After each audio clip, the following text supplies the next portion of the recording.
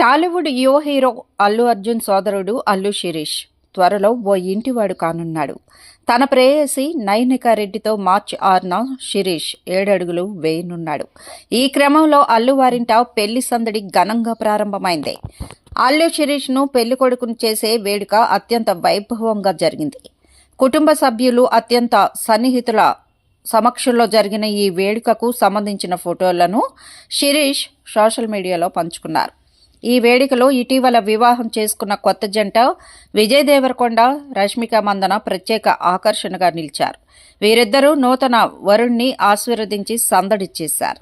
అలాగే Allu Arjun, Sneha Reddy, global star Ram Charan, ఉపాసన దంపతులు, నందమూరి బాలకృష్ణ, అర్ధాంగి వసుంధర కూడా హాజరై కాబోయే వరుడికి శుభాకాంక్షలు తెలిపారు.